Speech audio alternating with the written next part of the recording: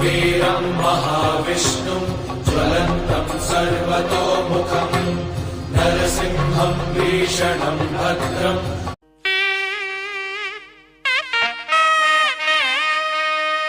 யாமறிந்த குடும்ப நண்பர்கள் அனைவருக்கும் வணக்கம். ஓம் வஜ்ரநகாய வித்மகே தீஸ்வரன்ஸ்டாய திமி தன்னோ நரசிம்ம பிரசோதயா. இப்ப நம்ம பார்க்க இருக்க பதிவு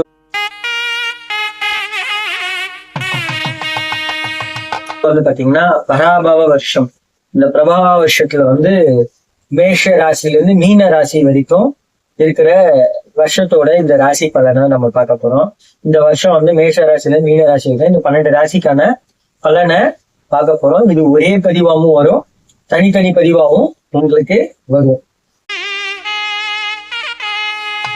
இப்போ மேஷ ராசிக்கான பலன் அப்படின்றத வந்து நம்ம இப்ப பார்க்க போறோம்.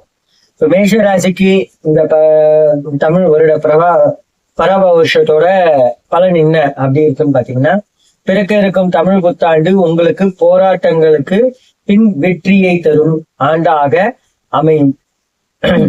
குருவின் பார்வை உங்கள் ராசிக்கு சாதகமாக இருப்பதால் தடைப்பட்ட காரியங்கள் கைகூடும். பொருளாதார நிலை சீராக இருக்கும், ஆனால் செலவுகளை கட்டுப்படுத்துவது அவசியம். அதாவது மேஷ ராசியை பொறுத்த வரைக்கும் குருவோட பார்வை வந்து உங்களுக்கு சாதகமா இருக்கிறதுனால இந்த வருஷத்தை பொறுத்த வரைக்கும் உங்களுக்கு அமோகமா இருக்கும். ஆனா அனாவசிய செலவு, ஒரு அவசியம் இல்லாத ஒரு அனாவசிய செலவை பண்றத கண்ட்ரோல் பண்ணிட்டு நீங்க பண்ணீங்கன்னா உங்களுக்கு இந்த வருடம் வந்து சூப்பரா இருக்கும். இதுக்கு பரிகாரம் அப்படின்னு வந்து பாத்தீங்கன்னா, ஒவ்வொரு செவ்வாய்க்கிழமையும் முருகரை வந்து வழிபடுறது ரொம்ப விசேஷம். செவ்வாய்க்கிழமை தோறும் கோயில சென்று முருகரை வந்து 6 அகல்ல நெய் தீபம் ஏற்றி வழிபட்டு கொண்டு வாங்க. முடிஞ்சா அர்ச்சனை செஞ்சு வாங்க. உங்க பேர்ல கண்டிப்பா உங்க லைஃப்ல ஏற்பட்டிருக்க தடை எல்லாம் நீங்கி உங்களுக்கு சூப்பரான ஒரு பலனை தரக்கூடிய ஒரு வருஷமாக இந்த வருஷம் வந்து அமையும். தயவு செஞ்சு மேஷராசி நேயர்கள் தவறாமல் இதை செய்து கொண்டு வாருங்கள், நல்லதே நடக்கும். இப்ப அடுத்து நம்ம பார்க்க இருக்க பதிவு அப்படின்னு வந்து பாத்தீங்கன்னா, ரிஷப ராசி. ரிஷப ராசியில வந்து பிறக்க இருக்கும் இந்த பிரபவா ஆண்டில் தொழில் மற்றும் வியாபாரத்தில் நல்ல லாபம் கிடைக்கும். குடும்பத்தில் சுப நிகழ்ச்சிகள் நடைபெறும். புதிய முதலீடுகள் செய்ய உகந்த காலம். ஆரோக்கியத்தில் மட்டும் சிறு அக்கறை தேவை. நீங்க வந்து பிசினஸ் புதுசா தொடங்கணும், இல்ல வந்து பிசினஸ் நெக்ஸ்ட் லெவல் கொண்டு போகணும், இல்ல ஆபீஸ்ல அடுத்த லெவல் போறதுக்கான ஒரு நல்ல வாய்ப்பு வந்து இந்த ஆண்டு வந்து உங்களுக்கு சூப்பரா இருக்கு. பட் வந்து நீங்க இதெல்லாம் பண்றதுக்கு போடுற எஃபர்ட்ஸுக்கு ஏற்ற மாதிரி உங்க சாப்பாடையும் கரெக்டா டைமுக்கு சாப்பிட்டு கரெக்டா உடம்ப மெயின்டைன் பண்ணீங்கன்னா உங்களுக்கு எந்த பிரச்சனையும் வராது. உங்களுக்கு இந்த வருஷம் வந்து ரொம்ப அமோகமான வருஷமா அமையும். அதே போல உங்களுக்கு இந்த ஆரோக்கியத்துக்காக, அதே போல வந்து உங்க பணம் வந்து தட்டுப்பாடு இல்லாம எப்பயுமே வர்றதுக்காக ஒவ்வொரு வெள்ளிக்கிழமையும் மகாலட்சுமியை நெய் தீபம் ஏற்றி வழிபடும். ஒவ்வொரு வெள்ளிக்கிழமையும் வீட்டுல இருக்கிற மகாலட்சுமிக்கு காலைல 6ல இருந்து 7 சுக்கர உரை வருது. அந்த காலைல 6ல இருந்து 7 வர சுக்கர உரையில ஒரு 2 அகல்ல நெய் தீபம் போட்டு வழிபட்டுன்னு வந்தீங்கன்னா இந்த பராபவ வருஷம் வந்து உங்களுக்கு சூப்பரா இருக்கும். ரிஷபராசிக்கு அமோகமா இருக்கும்.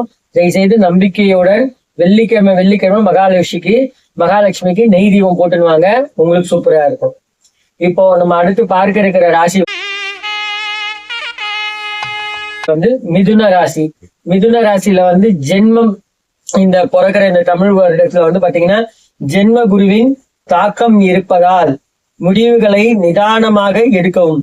வேலையில் பணி சுமை கூடினாலும் அதற்கேற்ற அங்கீகாரம் கிடைக்கும். தேவையற்ற விவாதங்களை தவிர்ப்பது நல்லது. அதே போல வந்து பாத்தீங்கன்னா நீங்க இந்த ஜென்ம குரு இருக்கிறதுனால உங்களுக்கு இந்த வருஷம் வந்து பாத்தீங்கன்னா எல்லா விஷயமும் வந்து நீங்க எடுக்கிறது கொஞ்சம் டிசிஷன் எடுக்கிறது ஸ்லோவா எடுங்க. அவசரப்பட்டு டிசிஷன் எடுக்காதீங்க. யாராவது ஒரு சர்ச்சையா பேசினா கூட அந்த இடத்துல விவாதம் பண்ணாதீங்க. பொறுமையா அவங்க சொல்றதை கேட்டு கம்முன்னு விட்டுருங்க. இந்த மாதிரி நீங்க சைலண்டா இருந்தீங்கனாலே இந்த வருஷம் உங்களுக்கு சூப்பரா இருக்கும். அதே போல உங்களுக்கு பரிகாரம் அப்படின்னு பாத்தீங்கன்னா, ஒவ்வொரு புதன்கிழமையும் பெருமாளை போய் வழிபட்டுன்னு வரணும். அதே போல வீட்டுல விஷ்ணு சகஸ்ரநாமம் கேட்கிறதோ இல்ல படிக்கிறதோ நல்லது. ஒவ்வொரு புதன்கிழமையும் விஷ்ணு சகஸ்ரநாமம் படிச்சு டெய்லியே படிச்சா நல்லது.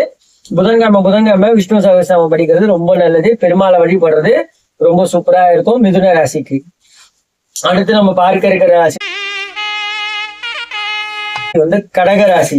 கடகராசிக்கு வந்து பாத்தீங்கன்னா அஷ்டம, இந்த பிறக்கிற தமிழ் வருஷத்துல வந்து பாத்தீங்கன்னா அஷ்டம சனியின் தாக்கம் குறைந்து ஆண்டின் 2ஆம் பாதியில் குருவின் பலத்தால் யோகமான பலன் கிடைக்கும். நீண்ட நாள் கனவுகள் நினைவாகும். வெளிநாட்டு பயணம் செல்ல வாய்ப்புகள் அமையும். கடகராசியை பொறுத்த வரைக்கும் இந்த அஷ்டம சனி தாக்கம் வந்து கொஞ்சம் குறைஞ்சிரும். ஆண்டின் 2ஆம் பாதியில், அதாவது இந்த வருஷத்தோட 2ஆம் பாதி, வளர்க்கிற நம்ம தமிழ் வருஷத்துல 2ஆம் பாதி, 2ஆம் பாதினா 6 மாசத்துக்கு அப்புறம் குருவோட பலம் உங்களுக்கு பெறுறதுனால உங்களுக்கு நீண்ட நாள் கனவு எல்லாம் நினைவாகி உங்களுக்கு வந்து வெளிநாட்டு பயணத்துல இருந்து எல்லாத்துக்கான வழி வந்து வகுத்து கொடுக்கும். கடகராசிக்கு நீங்க செய்ய வேண்டிய விஷயம் அப்படின்னு வந்து பாத்தீங்கன்னா, ஒவ்வொரு சனிக்கிழமையும் ஆஞ்சநேயரை வெத்தலை மாலை சாத்தி வழிபடுவது ரொம்ப நல்லது. கடகராசி ஒவ்வொரு சனிக்கிழமையும் தவறாமல் ஆஞ்சநேயரை வெற்றி மாலையை சாத்தி வழிபடுவது மிக சிறந்தது. தவறாமல் செய்து கொண்டு வாருங்கள், நல்லதே நடக்கும். அடுத்து நம்ம பார்க்க இருக்கிற ராசி வந்து சிம்ம ராசி. சிம்ம ராசிக்கு வந்து பணப்புழக்கம் அதிகரிக்கும். சமூகத்தில் உங்கள் கௌரவம் உயரும். உத்தியோகத்தில் பதவி உயர்வு கிடைக்கும். கணவன் மனைவி இடையே புரிதல் மேம்படும். சிம்ம ராசியில இருக்கிறவங்களோட ஹஸ்பண்ட் ஒய்ஃப் வந்து மிஸ் அண்டர்ஸ்டாண்டிங்லாம் அண்டர்ஸ்டாண்டிங் ஆகி சூப்பரா இருக்கும். அதே போல உங்களுக்கு வந்து எல்லா விஷயமும் பாசிட்டிவா இருக்கும் இந்த சிம்ம ராசிக்கு இந்த தமிழ் வருடம். இந்த வருடத்துல உங்களுக்கு வந்து நீங்க செய்ய வேண்டிய பரிகாரம் அப்படின்னு பாத்தீங்கன்னா, ஒவ்வொரு ஞாயிற்றுக்கிழமையும் சூரிய பகவானுக்கு நமஸ்காரம் செய்வது நல்லது. அப்படி இல்லைன்னா நீங்க நவகிரகத்துல சூரிய பகவானுக்கு அர்ச்சனை செய்து கொண்டு வாருங்கள். ஒவ்வொரு ஞாயிற்றுக்கிழமையும் உங்களுக்கு இந்த பலன் வந்து இன்னும் ரெட்டிப்பா கிடைக்கக்கூடிய வாய்ப்புகள் அதிகம் உள்ளது. அடுத்து நம்ம பார்க்க இருக்கிற ராசி கன்னி ராசி. கன்னி ராசிக்கு வந்து கடின உழைப்பால் மட்டுமே முன்னேற முடியும். கண்டகசனியின் தாக்கம் இருப்பதால் ஆரோக்கியத்தில் கவனமாக இருக்கவும், தேவையற்ற கடன் வாங்குவதை தவிர்க்கவும். ஆண்டின் இறுதியில் நிலைமை சீராகும். அதாவது நான் சொல்றது நம்மளோட தமிழ் ஆண்டு இந்த பராபவ வருஷத்தோட கடைசியில தான் உங்களோட இது வந்து சீராகும். ஏன்னா இப்ப கண்டகசனி நடக்கிறதுனால நீங்க எஃபர்ட்ஸ் போட்டு தான் ஒர்க் பண்ணணும். அதே போல அவுட் சைட் ஃபுட்டை கட் பண்ணிட்டு வீட்டுல சமைக்கிற ஃபுட்டை மட்டும் சாப்பிடுறது உங்க ஆரோக்கியத்துக்கு மேம்படும். உங்க ஆரோக்கியம் சீரா இருக்கிறதுக்கான வாய்ப்புகள் அதிகம் உள்ளது கன்னிராசிக்கு. அதே போல தேவையில்லாம கடனை வாங்கிட்டு கடன் சுமையை மேல ஏத்துக்கிட்டு கஷ்டப்படாதீங்க. கடனை வந்து வாங்குறத தவிர்த்துட்டு அதுக்கான ஆல்டர்னேட் ரூட்டை பாருங்க. பார்த்து அதை நீங்க இது பண்ணீங்கன்னா தான் உங்களுக்கு நல்லது. இந்த ஆண்டோட இறுதியில மட்டும்தான் உங்களுக்கு சூப்பரான இது இருக்கும். இப்ப நடக்கிற இந்த தாக்கத்திலேருந்து நீங்க வந்து கம்மியாகணும், இந்த தாக்கத்திலேருந்து நீங்க விடுபடணும் அப்படின்னா ஒவ்வொரு புதன்கிழமையும் பசுமாட்டிற்கு அகத்திக்கீரை தானமாக கொடுப்பது நல்லது. கன்னிராசி வந்து ஒவ்வொரு புதன்கிழமையும் பசுமாட்டிற்கு அகத்திக்கீரை தானமாக கொடுப்பது ரொம்ப நல்லது. அடுத்து நம்ம பார்க்க இருக்க ராசி துலா ராசி. மிகவும் சிறப்பான ஆண்டாக இது அமையும். தொட்டது தொடங்கும். நீண்ட நாள் வழக்குகளில் வெற்றி கிடைக்கும். திருமணம் ஆகாதவர்களுக்கு திருமணம் யோகம் கூடி வரும். இந்த துலா ராசியில ரொம்ப நாளா வந்து ப்ரமோஷனுக்கு ட்ரை பண்றவங்களா இருக்கலாம், இல்ல பிசினஸ்ல அடுத்தது லெவலுக்கு போறவங்களா இருக்கலாம், இல்ல ஏதாவது கேஸ் இஷ்யூஸ்ல வந்து மாட்டினதா இருக்கலாம். எல்லாமே இந்த வாட்டி வந்து உங்களுக்கு பிளஸ்ஸா இருக்கும். துலா ராசிக்கு நீங்க வந்து எல்லா விதமான யோகமும் உங்களுக்கு தரக்கூடியது. திருமணம் ஆகாம யாராவது இருந்தாங்கன்னா அவங்களுக்கு திருமண பாக்கியம் கிடைக்கும், திருமணம் கைகூடி வரும். உங்களுக்கான பரிகாரம் அப்படின்னு வந்து பாத்தீங்கன்னா, வெள்ளிக்கிழமையில வந்து ராகு காலத்துல துர்க்கையை வழிபாடு செய்வது மிகவும் நல்லது. ஒவ்வொரு வெள்ளிக்கிழமையும் 10-12 ராகு காலம் வருது. அந்த 10-12 ராகு காலத்துல துர்க்கை அம்மனுக்கு ஒரு அர்ச்சனை பண்ணிட்டு வந்தீங்கன்னா ரொம்ப நல்லது. துளாராசி நேயர்கள் நீங்க இதை பண்ணின்னு வர வர வர உங்களுக்கு இதுவே வந்து ரெட்டிப்பு மடங்கான உங்களுக்கு பலமும் ஆரோக்கியமும் தரக்கூடிய ஒரு விஷயம். தயவு செஞ்சு தவறாமல் செய்து கொண்டு வாருங்கள் நம்பிக்கையுடன்.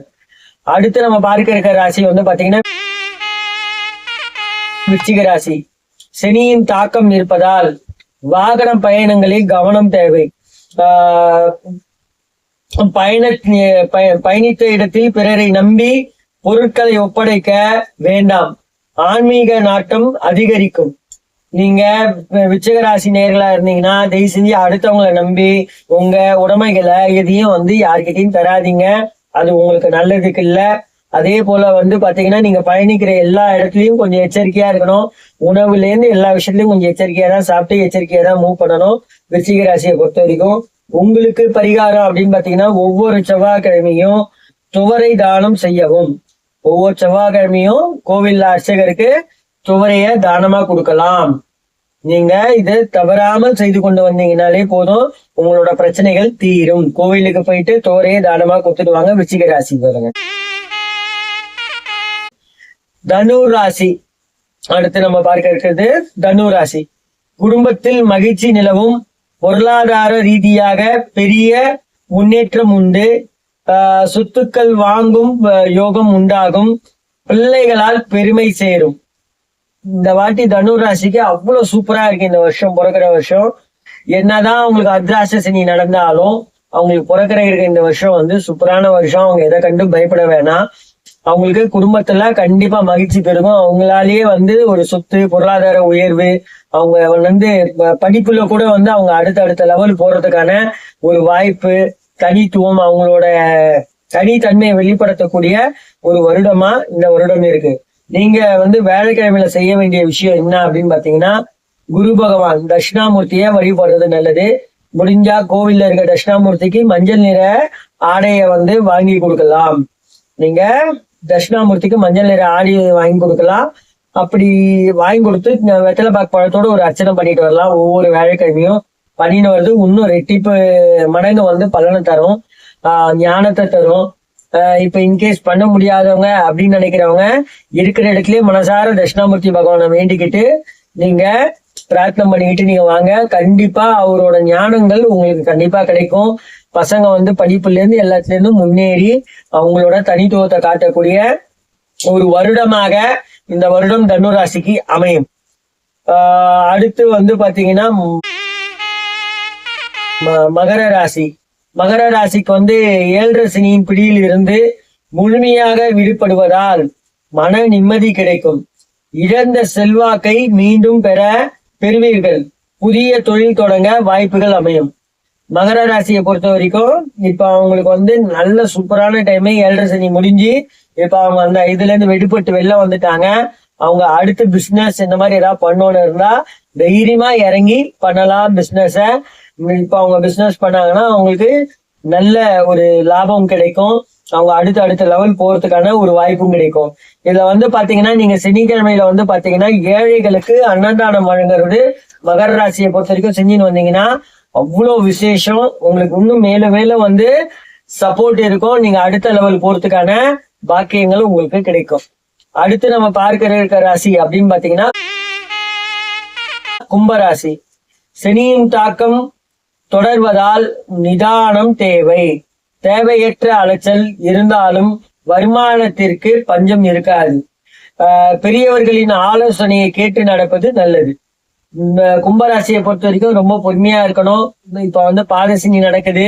கண்டிப்பா பாதசனியோட தாக்கங்கள் கம்மியா இருக்கலாம். சனி பகவான் இப்ப நம்மளுக்கு ஒரு வாய்ப்பை தருவான். தேவையில்லாத அலைச்சல் இருந்தாலும் அந்த அலைச்சல்னால நம்மளுக்கு பலனும் கிடைக்கும். அதே போல நம்மளுக்கு கொடுக்குற வாய்ப்பை சரிவர பயன்படுத்தணும். முடிஞ்ச அளவுக்கு பெரியவங்களுக்கு மரியாதை கொடுங்க. எவ்வளவுக்கு எவ்வளவு மரியாதை கொடுக்குறீங்களோ அவளுக்கு அவ்வளவு வந்து சனி பகவான் நம்மளுக்கு பக்க பலமா இருப்பான். அவரவர் விதத்தை வினை அவரவர் அனுபவிப்பார். எவன் வந்து தப்பான கர்மா பண்றானோ நல்வழி திரும்பாம அவனை அந்த சனீஸ்வரனே பார்த்துப்பான். தயவு செஞ்சு நீங்க அவனை திட்டியோ இல்ல ஏதாவது சொல்லியோ நீங்க வந்து அந்த பாவத்தை வாங்கிக்காதீங்க. நம்ம கர்மாவை கழிக்கிறதா நம்ம பிறந்திருக்கோம். சோ நம்ம கர்மாவை கழிக்கிறதுக்கான வேலையை மட்டும் நம்ம பார்ப்போம். அவங்க கர்மாக்க அவங்க அந்த தண்டனையை அனுபவிச்சே தீருவாங்க. அதுல எந்த மாற்று கருத்தும் இல்ல. தயவு செய்து சனி பகவான் வந்து பாதசனியில இருக்கிறதுனால நீங்க பொறுமையா கையாளுறது இந்த வருடத்தை பொறுத்த வரைக்கும் உங்களுக்கு ரொம்ப நல்லது. தினமும் ஓம் நமச்சிவாய மந்திரத்தை உங்களுக்கு பரிகாரம் அப்படின்னு பாத்தீங்கன்னா தினமும் வந்து ஓம் நமச்சிவாய பஞ்சாட்சரத்தை சொல்லிடுவாங்க. உங்களுக்கு டைம் கிடைக்கும் போதெல்லாம் ஓம் நமச்சிவாய ஓம் நமச்சிவாய ஓம் நமச்சிவாயன்னு சொல்லிடுவாங்க. கண்டிப்பா வந்து அப்பன் சிவனே உங்க கூட நின்று உங்க வாழ்க்கைக்கு நல்ல ஒரு வழிகாட்டியா இருப்பார். உங்க வாழ்க்கையில அடுத்த கட்டத்துக்கு அப்பாவே கூட்டிட்டு போவார். நம்பிக்கையோடு செய்து கொண்டு வாருங்கள். நல்லதே நடக்கும். கடைசியா நம்ம பார்க்க இருக்க ராசி வந்து பாத்தீங்கன்னா மீன ராசி. மீன ராசிக்கு வந்து 7.5 சனியின் ஆரம்ப காலம் என்பதால் கொடுக்கல் வாங்கலில் கவனம் தேவை. குருவின் மாற்றத்திற்கு பிறகு எதிர்பாராத நற்பலன்கள் கிடைக்கும். ஆரோக்கியத்தில் சிறு உபாதைகள் வந்து நீங்கும். மீனராசியை பொறுத்த வரைக்கும் வந்து 7.5 சனியோட இப்பதான் வந்து நம்ம மீனராசியில வந்து உட்காந்துருக்காரு. ஃபர்ஸ்ட் 2.5 முடிஞ்சு இப்ப ரெண்டாவது 2.5 ரன்னிங்ல இருக்கு. ரெண்டாவது இன்னிங்ஸ் மாதிரி இதை வந்து சினிஷோனுக்கு இந்த இன்னிங்ஸ்ல வந்து அவர் வந்து சான்ஸ் தரத்துக்கு வாய்ப்பு இருக்கு. அதே போல வந்து நம்ம வந்து கொஞ்சம் ரோலிங் பண்ணி ரொட்டேஷன் பண்ணி நம்ம ஃபண்ட்ஸை இது பண்றோம்னா அதுல கேர்ஃபுல்லா பண்ணணும். ஏன்னா விரயமாறதுக்கான வாய்ப்பும் நிறைய இருக்கு. தேவையில்லாத செலவுகள் வரதுக்கான வாய்ப்புகளும் உண்டு. அதனால கவனம் ரொம்ப தேவை. எல்லா விஷயத்திலயும் வண்டி வாகனம் எது ஓட்டும் போதும் கொஞ்சம் கவனம் தேவை இந்த ஜென்மசனியில. அதே போல வந்து பாத்தீங்கன்னா வந்து நம்மளுக்கு வந்து இப்போ மே மாசம் வந்து குரு பயிற்சி வருது. இந்த குரு பயிற்சிக்கு அப்புறம் மீன ராசிக்கு விட்டது எல்லாத்தையும் முடிச்சு அடுத்தடுத்த கட்டத்துக்கு போறதுக்கான வாய்ப்பு இருக்கு. திருமணம் ஆகாதவங்களுக்கு திருமணம் நடக்கும். தொழில வந்து முடங்கி போனவங்களுக்கு தொழில் மேலும் மேலும் முன்னேறி வரும். படிப்புல மந்தமா இருந்த குழந்தைகள் படிப்புல மேலும் மேலும் இதுவாகி வருவாங்க. அதனால தயவு செஞ்சு பொறுமையா கையாளுங்க. எல்லாமே நல்லதாவே நடக்கும். உங்களுக்கு பரிகாரம் அப்படின்னு பாத்தீங்கன்னா ஒவ்வொரு சனிக்கிழமையும் சனீஸ்வர பகவானுக்கு எள்ளு தீபம் ஏற்றி வழிபட்டு கொண்டு வாருங்கள். கண்டிப்பாக நல்லதே நடக்கும். நன்றி, வணக்கம். மற்றும் ஒரு நற்பதிவில் சந்திப்போம்.